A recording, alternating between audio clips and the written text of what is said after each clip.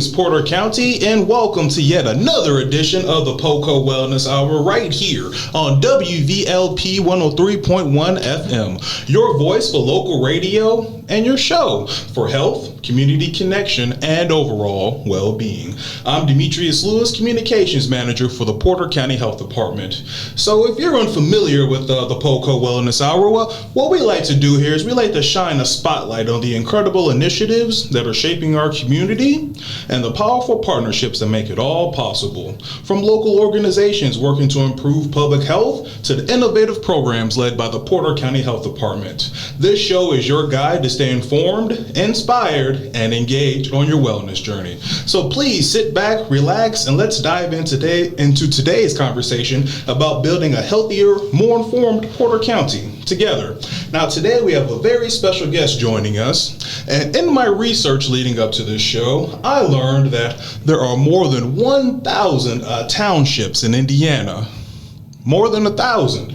It's fun learning little fun facts like that. And for your entertainment tonight, we have one of those township trustees. Ladies and gentlemen, we would like to welcome Center Township Trustee Jesse Harper. Mr. Harper, how you doing today? I am good. Thank you for having me here today. I appreciate it. Were you aware that there's more than 1,000 townships? I am. I think it's 1,002, if I'm not mistaken. You're close. 1,008. 1,008. Okay, 1,008. All right. 92 counties here in Indiana. I love doing this show to get these educational things to teach yourself a little something. So speaking of that, let's get to know you a little bit, Jesse. From my research, I learned that you are a Valparaiso native. You graduated from Valparaiso High School. I did. So tell me what it was like growing up here in Valparaiso and what brought you back here to the community specifically. You know, I grew up, essentially, I was born in '69, so I would say my formative years were spent, between 75 and 88, which is the year I graduated high school. Like many people, and in fact, it may be the majority of people now, I come from a divorced home. And so I had essentially a blended family. I had a stepmother and a stepfather growing up. And that allowed me, because my parents were divorced and they each had their own home, my mother had a home which was fairly close to downtown on Oak Street. And my father lived out on Long Lake. It was still within the boundaries of the Valparaiso Community Schools. So interestingly enough, both of those places were different enough to allow you to grow up with different perspectives. I'm not sure if that's essentially the way it is, or it continues to be, but I always felt as if my mother lived downtown in some big city and my dad lived out in the country, right? And so I left, as you mentioned, I returned. I left after high school. I lived in Los Angeles for many, many years. I actually received my undergrad when I was in LA. I returned home, and I think not only do many people return to the place of which they're from, that's not unusual, but I do think that there is a perspective that you have from being from Valparaiso, which you grow up with a very strong sense of community. Valparaiso and Porter County, it's a unique place to grow up. It's a unique place to live, and I was incredibly grateful to have it to be a place I could return to. Absolutely. So, like you said, for the most part, you grew up here in Valparaiso, but you did venture out west for a little while. Yes. What was it like being a Hoosier, an Indiana boy, living on the West Coast in LA of all places? Well, Kurt Vonnegut famously said one time that anywhere he goes in the world, there is a Hoosier doing something good, right? And so it was not the most unique experience to be a Hoosier in Los Angeles. In fact, there were many Hoosiers in LA. And interestingly enough, I remember specifically I was working on a very small short film when I was in college, helping out a friend, basically doing what would essentially be termed as odd jobs.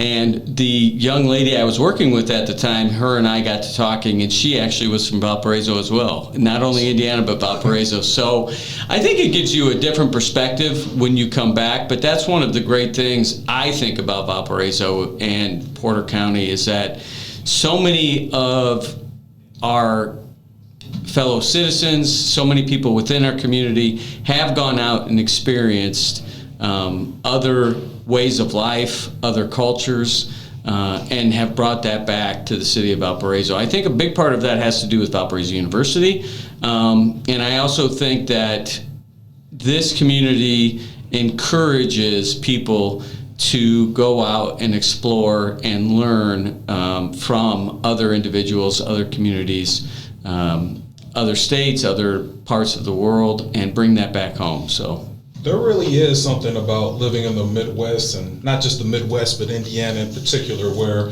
a lot of Hoosiers, kind of like you mentioned, where we get a chance to get out and about and explore the world, we still kind of find a way to kind of bring ourselves back to the heartland, so to speak. Some people say Indiana's like a black hole, but in a good way. Yeah, in a good way. In a good way.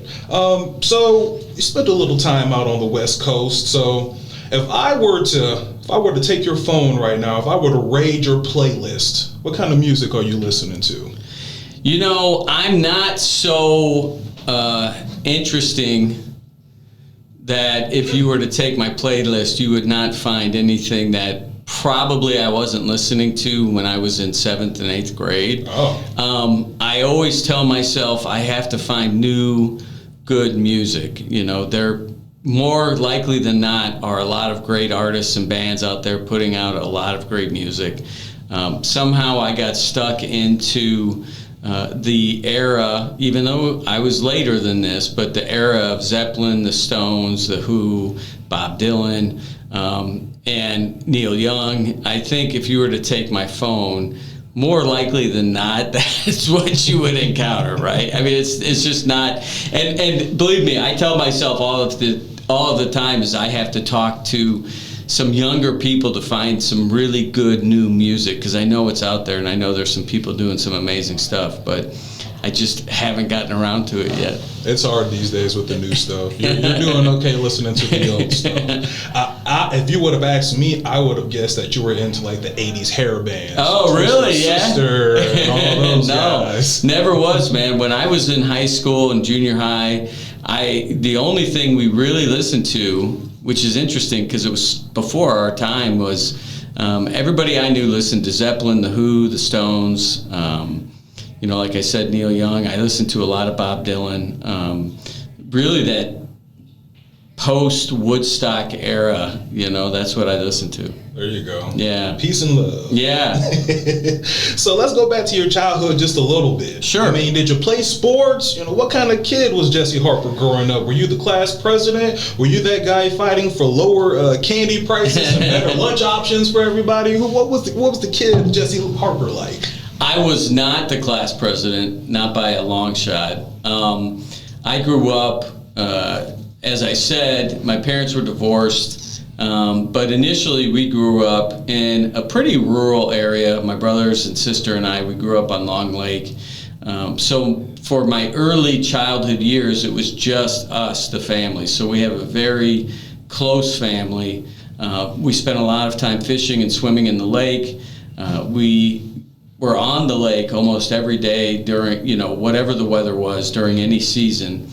My brothers and I never played what would be considered traditional team sports. We have always been individual sports orientated. So for my very early childhood, for many, many years, my brothers and I competed in karate. And we did that all over the state, really the tri-state area, which is Illinois, Wisconsin, and Indiana. We would have competitions on the weekends. Mm-hmm. After karate, I spent a lot of time boxing, and that has sort of stayed with me for the entirety of my life. I studied Kung Fu for many years. I studied Taekwondo for many years.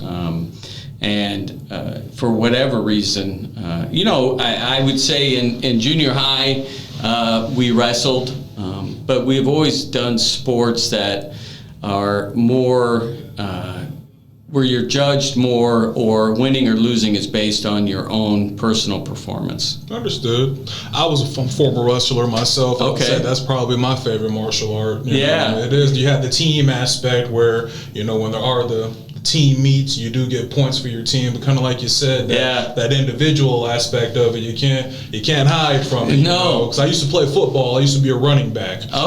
So you can kind of hide behind and blame the coaching or your offensive line and things like that. But when it's one-on-one out there, wrestling or any kind of martial art, like you mentioned, you really only have yourself to look at. Absolutely. That's really good for children. No, we were really encouraged to do that.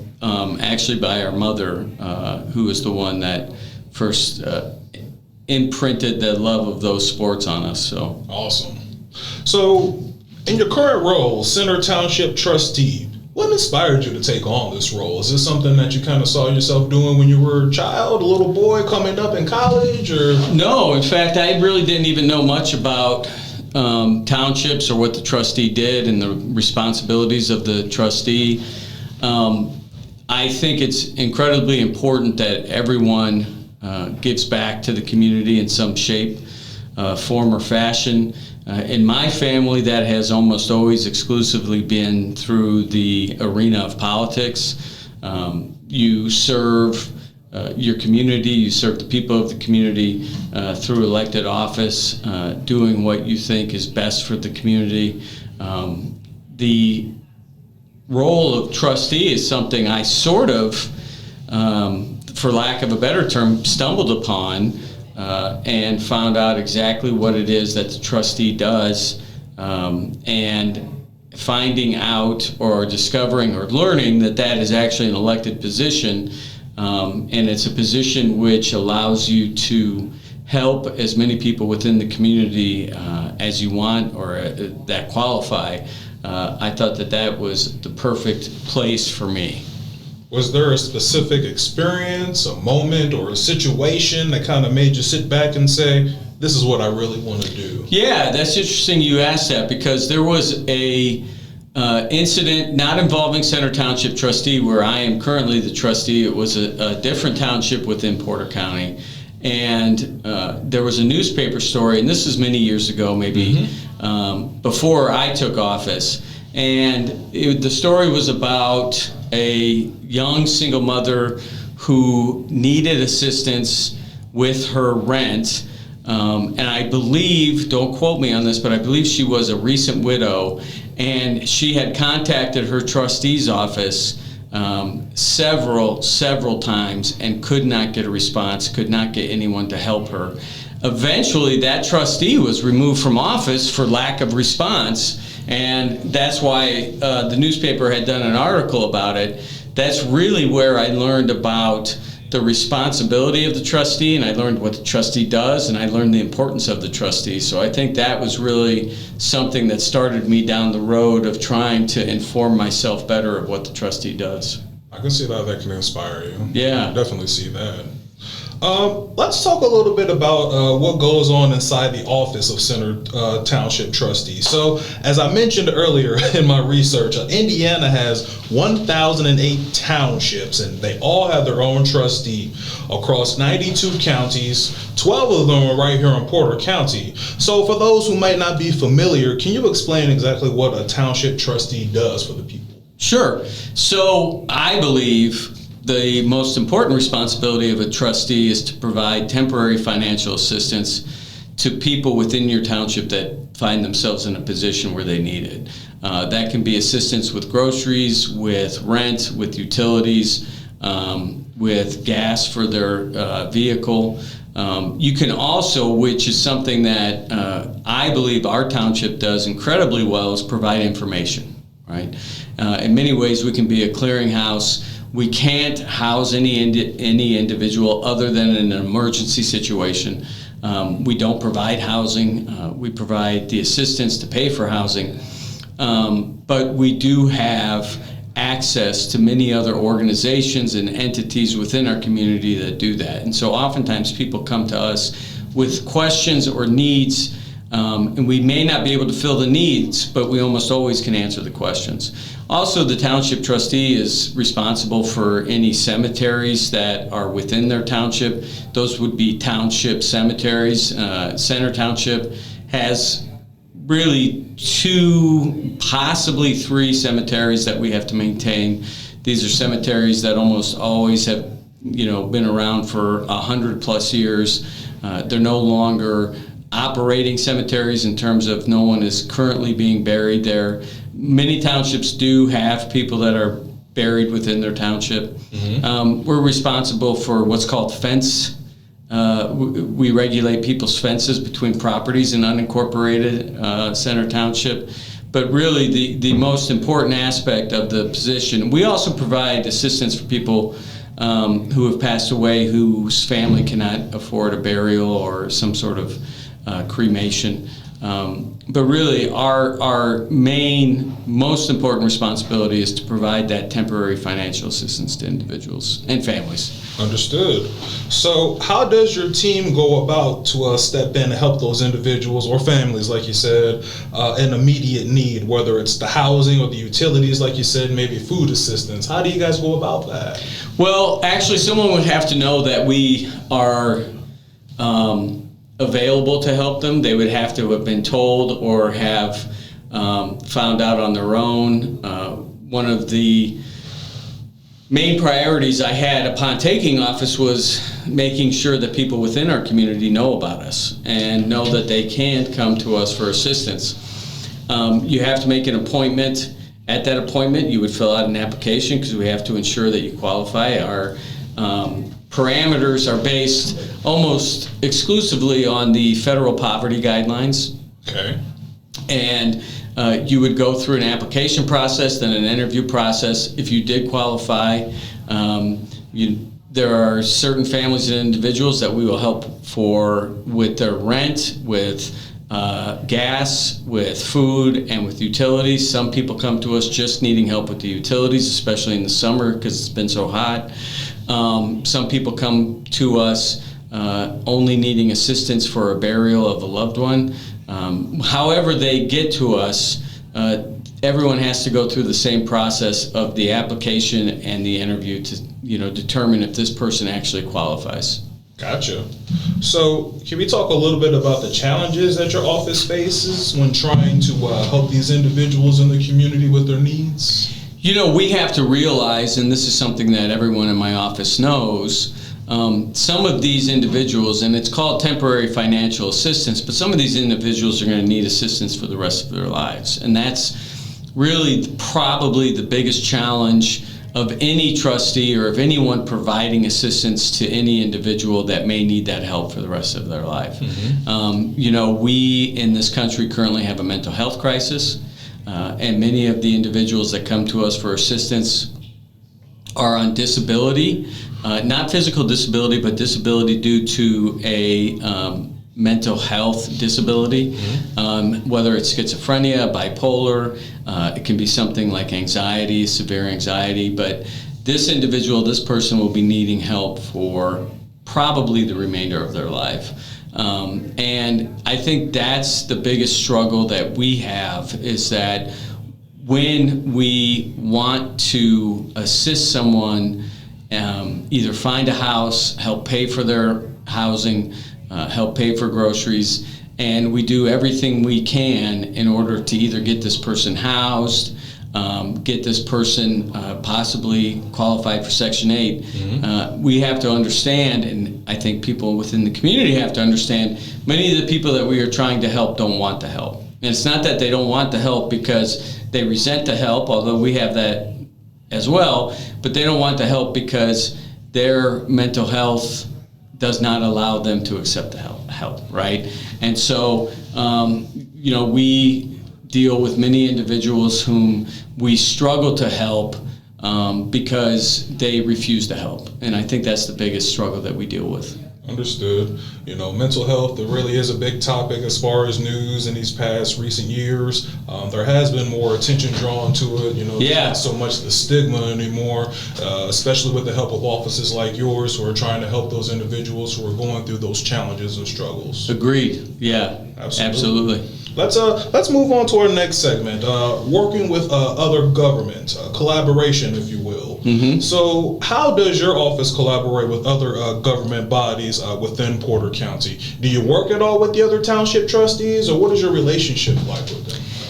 Interestingly enough, as you said, there's 12 townships within Porter County. The vast majority of those townships are in rural areas, right? And so they are not dealing with the influx of people seeking temporary financial assistance. I would say the busiest two townships in Porter County are Portage Township and Center Township. And so if there are opportunities, most rural townships, Center Township does not, but most rural townships also provide fire services to their residents in unincorporated Porter County. Now, Center Township doesn't do that because we have an agreement with the city of Valparaiso, and that is, we have formed a fire protection territory, and we provide financing to the city of Valparaiso to provide fire protection for the entirety of Center Township. In some ways, that frees us up to work more closely on the financial aspect of our responsibilities. We work very closely with the city of Valparaiso, not only because of the fire protection territory agreement, but we also have an interlocal park agreement with the city of Valparaiso. The trustee in the township can create their own parks, create and build their own parks.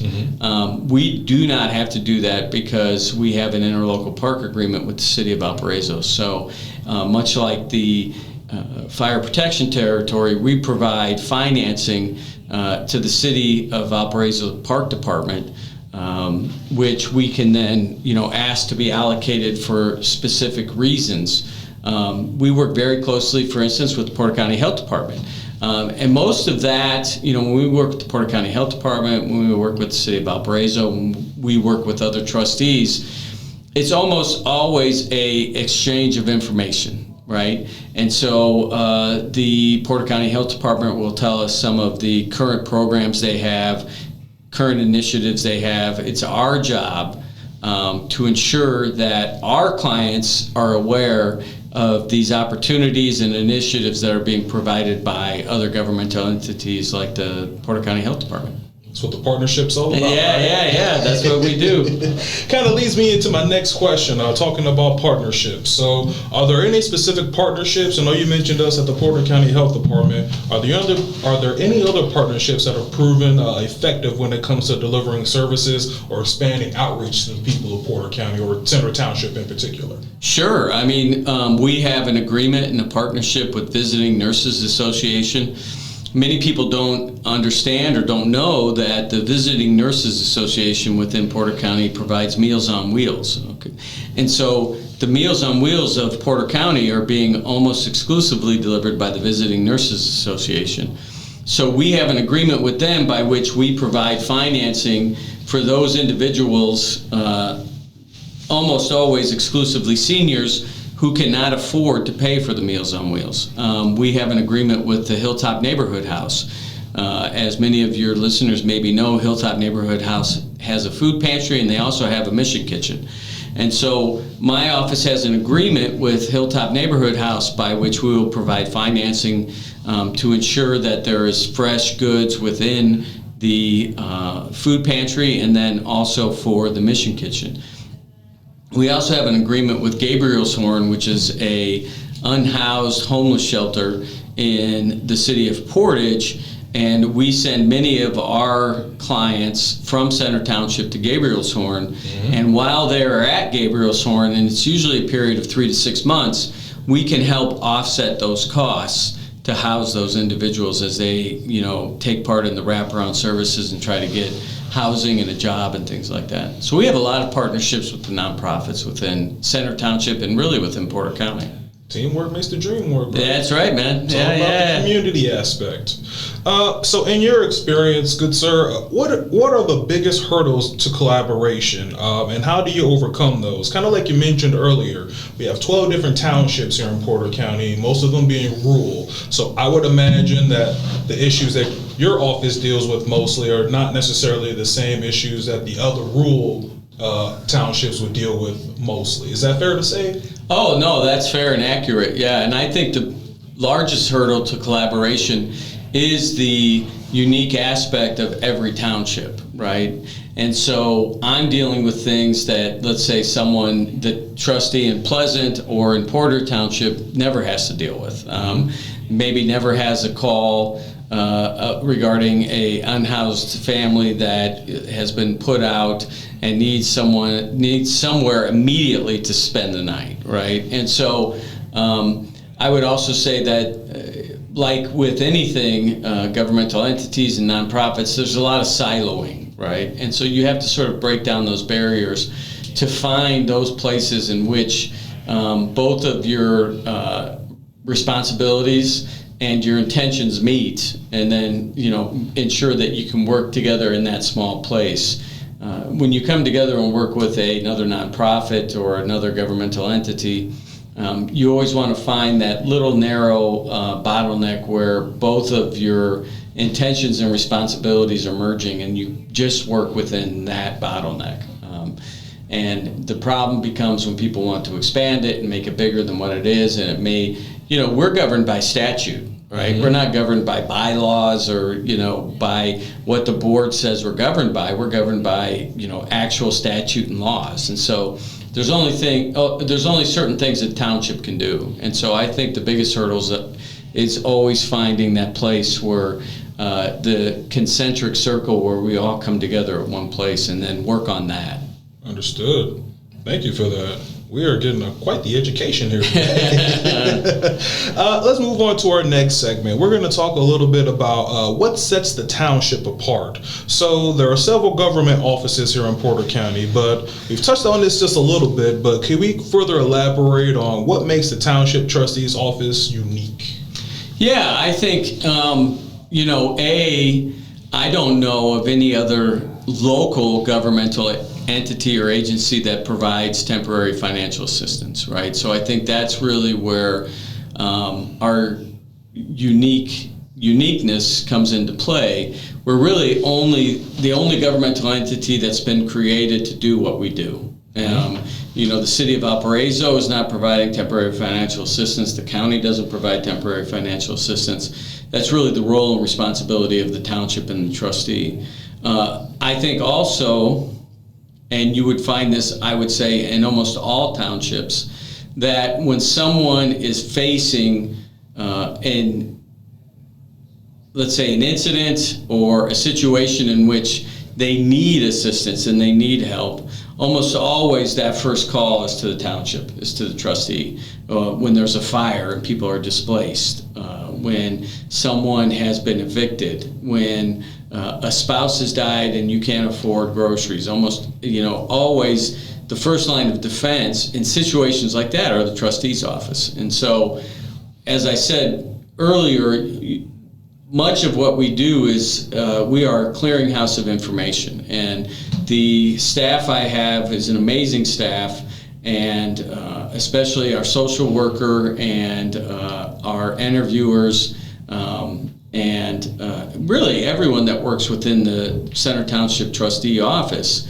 If you call up with a certain place in which you are at that you need assistance, if it's nothing that we can help you with, 9 times out of 10 we're going to be able to tell you where you can go to get the help you need. Gotcha. So if you can't give it to them, you'll at least lead them to where they need to go. Absolutely. Yeah, we'll tell them, where to. For instance, as you know, the Porter County Health Department has a bike program, right? Mm-hmm. And if you are someone who works within a mile of your home, you don't have a car, but you need to get to and from work, but you can't afford a car, the Porter County Health Department does have a bike program. So that's something, a small example of a program that we know about that we can direct you to. Absolutely, absolutely.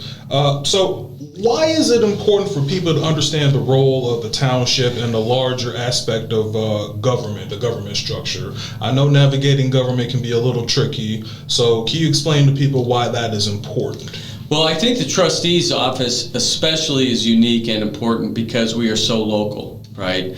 As you said, we are one county with 12 townships, right? So that puts us really on the front line of dealing, talking with, and helping people, right? Mm-hmm. It is a localized form of government, and you can't get away from that simply based upon the way in which it is structured. And so I think, yes, government can feel overwhelming, government can feel unnavigable, but when you break it down to its smallest forms, such as a trustee's office, such as a township, it becomes much more friendly, much more on the front lines, and much more navigable for individuals. And I think that aspect is incredibly important. It's not as large as the county, it's not as large as the city, it's certainly not as large as the state. So you are not calling an office and getting an automated answering machine. You're calling the office and you're speaking to a human being who would be able to help you. And so when you break it down to those small units of the, which the townships are, I think we have more of a direct connection to the individuals and families that we're helping. That direct help on the local level. Right. Like you said, the smaller you get, the more personal it gets. Right. The larger it gets, like you said, you might get more of the automated systems, if you will. Absolutely. Absolutely. That's important. Absolutely. Let's talk a little bit about community engagement and youth involvement. The children. Getting the children involved. We hear a lot about getting young people involved in politics, especially around campaign season and things like that. What would you say to encourage someone, maybe in high school or college, to take an interest in local government? Well, that's getting harder and harder, right? It's getting harder and harder to speak to young people, teenagers, young adults about deciding to get involved in government. I think it's one of the reasons, obviously, our politics have become very fractured and ugly. And I don't believe that people truly understand, and I'm not just talking about young adults, I'm talking about adults. I don't think people really truly understand the difference you can make by working within the government structure, right? And whether that's at the township level, whether it's at the state level, I would always encourage, at the end of the day, it's public service, right? And so you are serving the public, hopefully within the community in which you live. And so I think it's incredibly important to encourage kids, young adults to get involved. I wouldn't say politics, but I would say in public service, right? Mm-hmm. So when I was younger, I was joking with you about the class president thing, but that is something that was very real when I was going to school in elementary. We did it every year. It kind of taught you a little bit about government, kind of leading you off into social studies, and then we learned about all the other presidents and how government structure works. I mean, do you think programs like that may help, if we kind of bring that back into school? I'm not sure if they're taking it out, but do you think maybe like those, and we've even done things like I remember back in high school, we did like mock trials when I did like my pre-law class and things like that and those electives. Do you think like interactive things like that can maybe bring the youth kind of more into politics as they're coming up, or how do we get them more engaged? I think, for instance, in the city of Valparaiso, I know the mayor's office has the mayor's youth council, right? And they bring in high school students and junior high school students to show them how government works and the impact that government can have. I think, exactly as I had said earlier, I think the more we focus on the public service aspect of it, I know many people that I have known my whole life, many young people, that talk about wanting to serve others, and they almost generally speak about the nonprofit sector, right? Not understanding that government is nonprofit, right? And so, you can serve a lot of people and you can help a lot of people.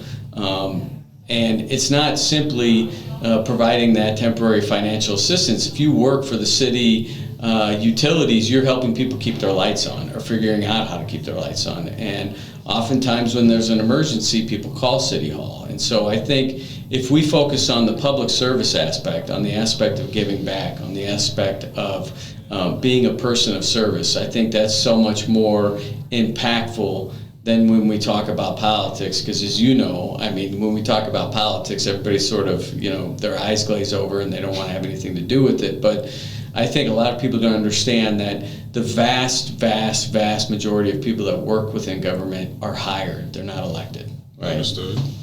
You bring up the public service aspect of it. So whether you're actively voting, taking part in an election, you're volunteering at an election poll, or like we said, maybe you're running for office one day, it's important to keep that public service aspect going. Government is a machine. It's a machine made up of people that is made to serve the people. Exactly. So we got to keep people in that machine to keep things going, to help people, right? Absolutely. Understood. Absolutely. All right. Let's move on a little bit. Let's talk a little bit about some of the events and what's coming up in the Senate Trustee's office. So are there any upcoming events or initiatives from your office that you'd like to share with the community right now? We recently began a program wherein we are teaching individuals, mostly our clients, how to cook healthy on a budget. Okay. This is a cooking class that we hold at the Hilltop Neighborhood House Mission Kitchen, and it's hopefully, and we've only had one so far, we'll have one in July, where we are instructing people and we're cooking the meal with the individuals and showing them that it is possible when on a budget, when you don't maybe feel as if you have the resources that you need to cook healthy. It is possible to cook healthy meals for yourself and your family. When people attend those classes, they leave the class, which is usually a 2-hour-long class, with the ingredients for the meal that we have shown you how to cook. I would say that's really what our heavy lift is for the summer. We had a class recently. It was very successful. We had quite a few attendees. Everyone left, as I said, with the ingredients needed by which to cook the meal that we had instructed you on how to cook. Almost all healthy, almost always thinking about the budget which people are, have allocated for their meals. I think that's the most important thing that we're currently doing. The other initiative, which has been an initiative since I was elected, is really most important and near and dear to my heart, is to get the trustee's office out into the public and let people know that we're there. Surprisingly, even after the last 6 years of me being in office and doing everything I could humanly possibly do to let people know where we're at and that we have help to offer, I would say the vast majority of people don't know about our office and don't know what we do and don't know that we're there to help. So that's something that is always in the front of our minds at the office, is to inform people of where we're at and what we do. And that's the purpose of programs like this. Absolutely. To collaborate with one another and let all you people in Porter County know what's going on. Absolutely.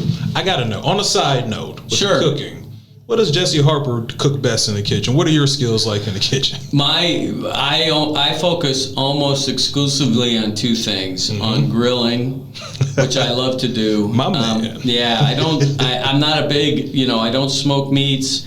I have an old-fashioned Weber grill, which I love, which I grew up watching my dad use and which I use. And the other thing is I really love interesting pastas, and I think it's because they're easy to make, but it all depends on the ingredients, the quality of pasta, and what you can do with it. I mean, the possibilities for pasta are just infinite, and so I really like cooking pasta, I would say. Make your own sauce?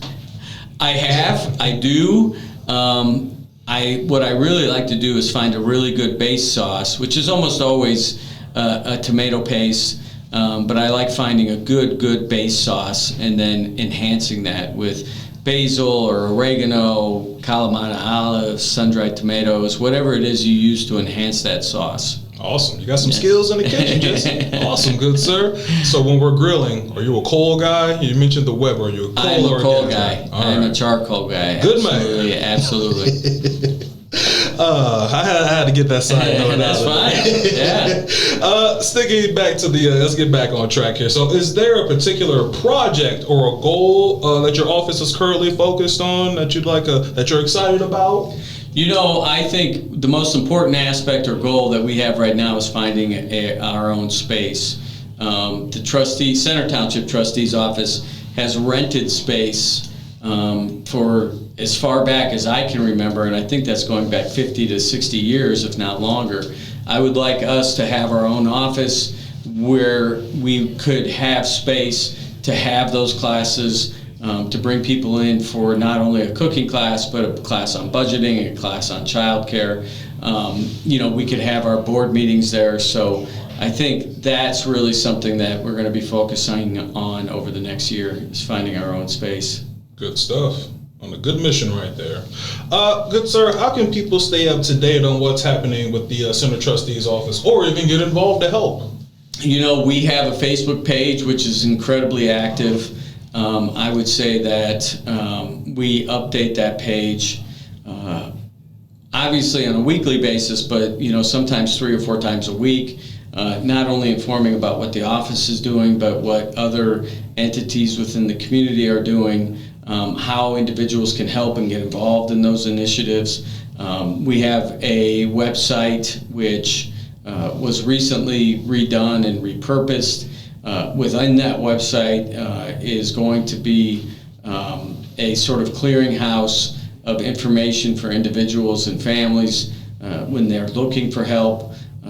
We have had numerous people contact us, either donating gift cards, donating clothing, people that want to come in and help. If someone were to contact us, either myself personally or someone in the office, we would find a place for them to be able to help. What's the best way to contact you? Phone or email? Both? Yeah, I would say the best way is phone. And our office is 219-462-0810. That's 462-0810. My email is Jesse, Jesse, at centertownshiptrustee.net. centertownshiptrustee.net. I would say those two are the best ultimate ways to get a hold of us. Awesome. Good sir, we've gone over a lot here today. I feel definitely more educated, a lot of insightful stuff here. Is there anything that you want to add as we close this conversation? Do you feel like I left anything out? Do you think there's something that people should know about the organization that we left out? I don't think so, man. Those are great questions, brother. I think you did a lot. I think you asked everything in order for me to reveal to you and inform your listening audience. So I appreciate you asking me to do this, really. Jesse Harper, Grill Master, Karate Man, Center Township Trustee. Good sir, thank you so much for your time. Thank you, Demetrius. I appreciate it, man. Everybody listening, we hope that you learned something today. I know I certainly did from today's conversation. And remember, a healthy community starts with each and every one of us. Let me give you a little news on an upcoming event. After 6 long years, WVLP 103.1 FM is bringing back its community dinner, and you are invited. Join us on Friday, July 11th from 3:30 to 8 p.m. at Butterfield Pavilion for an evening of fun, food, and friends. This year's theme, Mexican fare. We're going to have tacos, beans, rice, chips, and awesome desserts, all catered by El Cantorito. We do this live. That's how we work. Tickets are $20, and if you have kids who are 12 and under, they will eat for free with a paying adult. So please support local radio and help make memories at WVLP's Community Dinner. We hope to see you there. For more information on events like this and programs and initiatives that we discussed today, you are more than welcome to visit us on our social media and our other websites. You can find us at Porter County on the Porter County website at www.portercounty.gov. portercountyin.gov, or you can go straight to our health department website, which is www.in.gov/local health/Porter County. Or you can go straight to our social media websites. We are on Twitter or x.com/county_Porter. We are on Facebook, facebook.com/Porter County Health DEPT. Or you can find us on Instagram at Porter_County HD. Once again, this is Demetrius Lewis, Communications Manager for the Porter County Health Department. Thank you for tuning in, and we are signing off. Remember, this is your show for health, community connection, and overall well-being. Thanks for listening. We'll catch you next time. Peace.